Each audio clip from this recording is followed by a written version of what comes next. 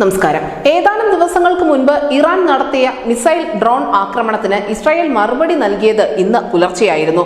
മധ്യപൂർവ്വ ദേശത്ത് ഒരിക്കൽ കൂടി യുദ്ധഭീഷണി ഉയർത്തിക്കൊണ്ട് തന്നെയാണ് ഇസ്രായേലിന്റെ ഭാഗത്തു നിന്നും ഈ തിരിച്ചടി ഉണ്ടായിരിക്കുന്നത്.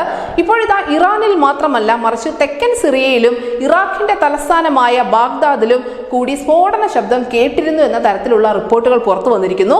വെള്ളിയാഴ്ച പ്രാദേശിക സമയം പുലർച്ചെയാണ് ഇസ്രായേൽ ആക്രമണം നടത്തിയത്.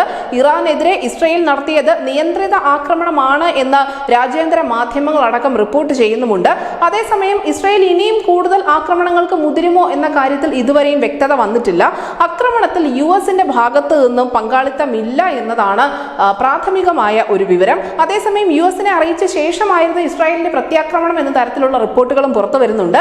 ഇസ്രായേൽ നടത്തിയ ആക്രമണത്തിന് തിരിച്ചടി നൽകിയ ഇറാനെതിരെ വീണ്ടും കനത്ത ആക്രമണം നടത്തുന്നതിനെ യുഎസും ബ്രിട്ടനും ഉൾപ്പെടെയുള്ള രാജ്യങ്ങൾ എതിർത്തതായുള്ള റിപ്പോർട്ടുകളുമുണ്ട്.